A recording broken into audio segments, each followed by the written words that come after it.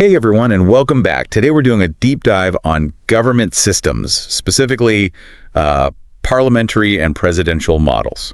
You might be prepping for a class or getting ready for a meeting, or maybe just curious. Either way, get ready for some aha moments because these systems are more fascinating than they might seem at first glance. Yeah, for sure. We've got definitions and expert opinions from some real heavy hitters. Oh yeah, we're talking. Like Bagehot and Linz. Yeah. And we've got some real-world examples of how these systems actually function in practice.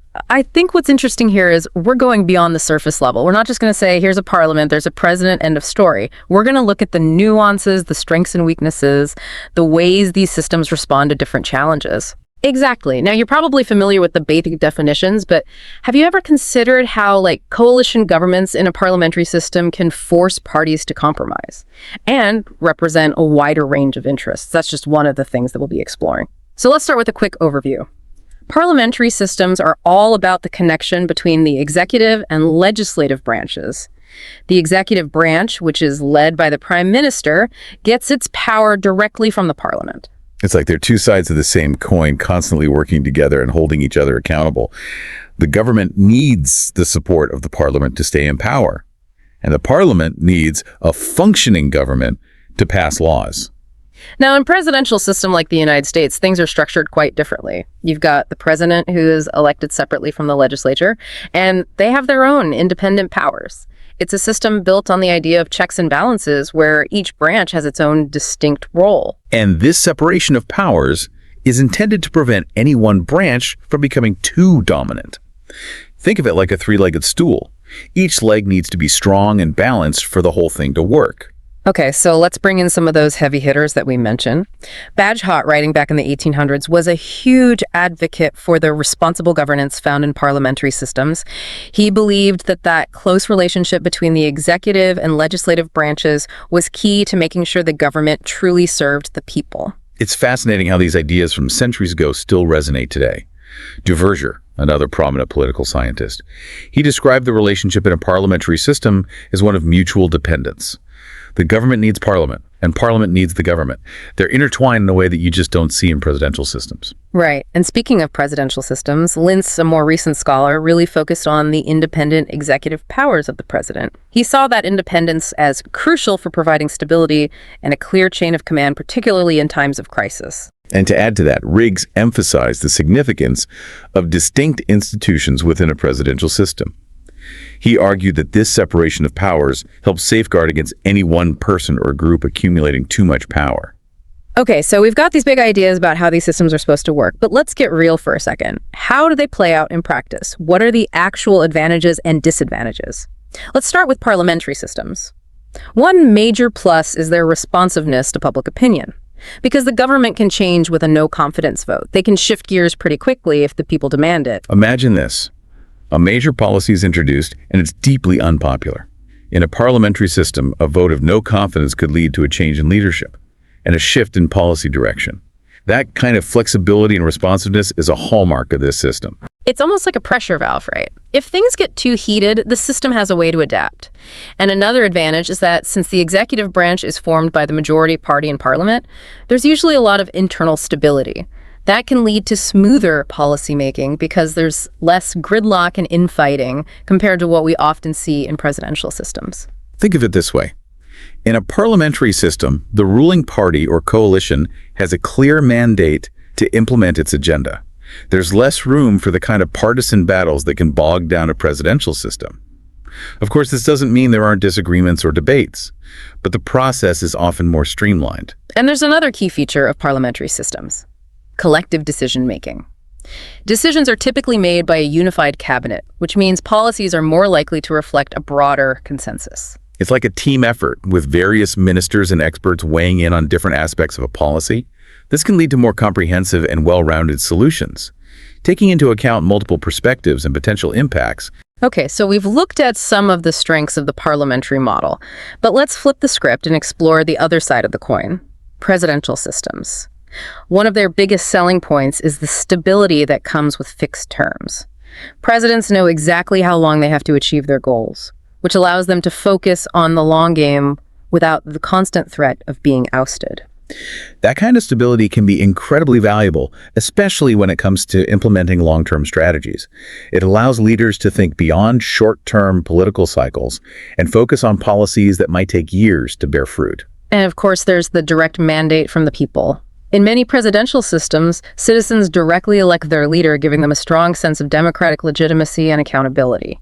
It's a system where the people have a clear voice in choosing who will lead them. It's a powerful idea that people directly choosing their leader. That sense of connection between the electorate and the executive is a cornerstone of many presidential systems. And speaking of cornerstones, we can't forget about the checks and balances built into presidential systems.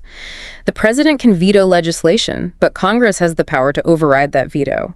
Congress can impeach the president, and the courts can rule on the constitutionality of laws. These checks help make sure that no one branch becomes too powerful, and that power is distributed fairly. It's a system designed to prevent tyranny and protect individual liberties. The idea is that by dividing power and ensuring that no one person or group has absolute authority, you create a system that is more likely to serve the interests of the people as a whole.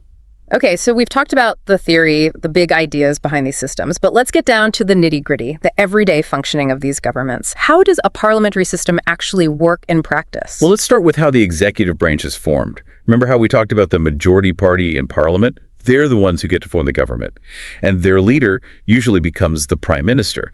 It's a system that really reinforces the idea of a unified front. It's like a built-in mechanism for getting things done right. But what happens when things don't get done? What about accountability? That's where the concept of legislative accountability comes in. The prime minister and their cabinet are directly answerable to the parliament. If parliament doesn't like what the government's doing, they can hold a vote of no confidence. And guess what? That could bring the whole government down.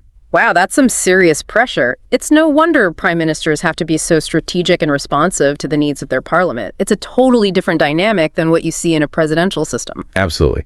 And that difference in dynamic really highlights another key feature of parliamentary systems: their flexibility.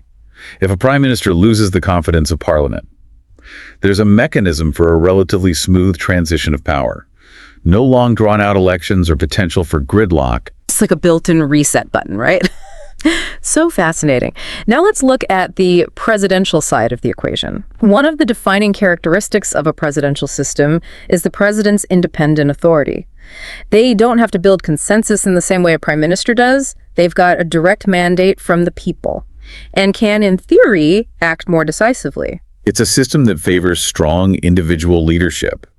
But of course, this doesn't mean the president operates in a vacuum.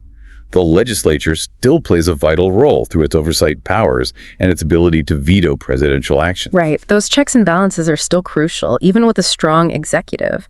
And remember how we talked about the separation of powers being so fundamental to presidential systems? Well, that separation is really evident in the way each branch functions. The legislature focuses on making laws, the executive on carrying them out, and the judiciary on interpreting them. It's a system designed to foster specialization and hopefully increase efficiency.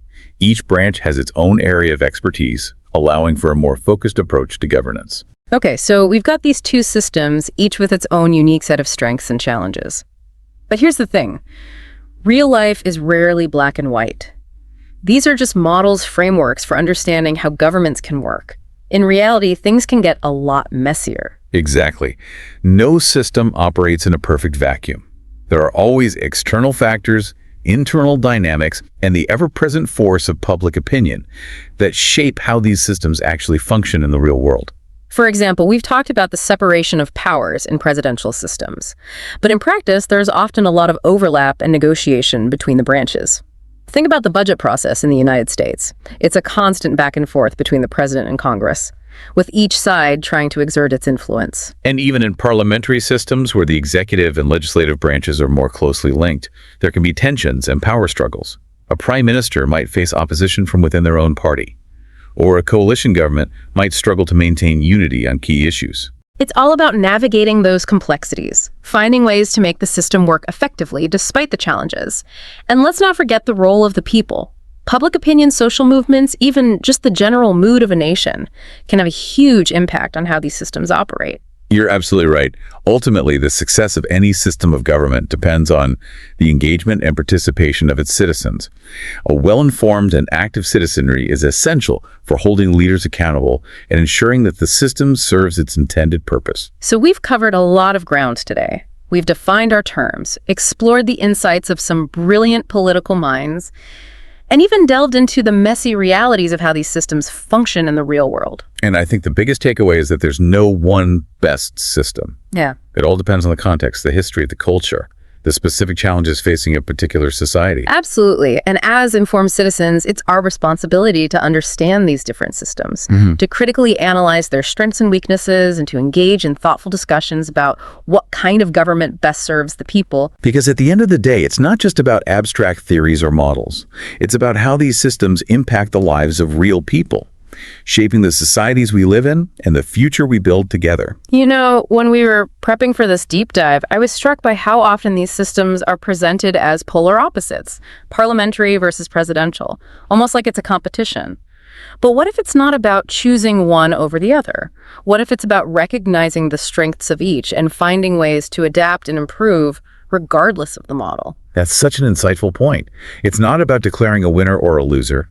It's about recognizing that each system has its own unique set of advantages and disadvantages, and perhaps by studying them closely, by understanding their nuances and their complexities, we can learn from each other and create systems of governance that are even more effective, more responsive, and more just. Imagine a world where we take the best aspects of both systems, where we combine the stability and decisiveness of a president with the flexibility and responsiveness of a parliament.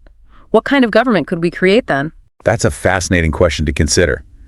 It challenges us to think beyond the traditional binary and to imagine new possibilities for how we govern ourselves. It's almost like we're stepping back from the chessboard and looking at the game from a whole new perspective. Exactly. And from this new vantage point, we can see that the goal isn't just to win the game. It's to create a game that is fair, that is just, and that ultimately serves the best interests of all the players.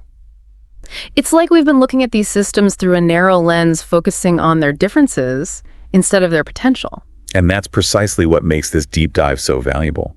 It's about challenging our assumptions, expanding our understanding, and realizing that there's always more to learn, more to explore when it comes to how we govern ourselves. Exactly.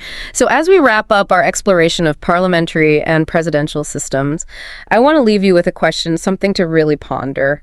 Imagine you're designing a brand new system of government from scratch. What elements would you borrow from each of these models? What would you change? What innovations would you introduce to create a system that is truly responsive, representative, and resilient in the face of the challenges we face today? That's a fantastic question to leave our listeners with. It encourages them to think critically and creatively about the future of governance, to imagine new possibilities, and to contribute to the ongoing conversation about how we can build better, more just societies for everyone. Well, thanks for joining us on this deep dive into parliamentary and presidential systems. We hope it sparked your curiosity and inspired you to continue exploring the fascinating world of government and politics. Until next time, keep those minds engaged and those questions coming.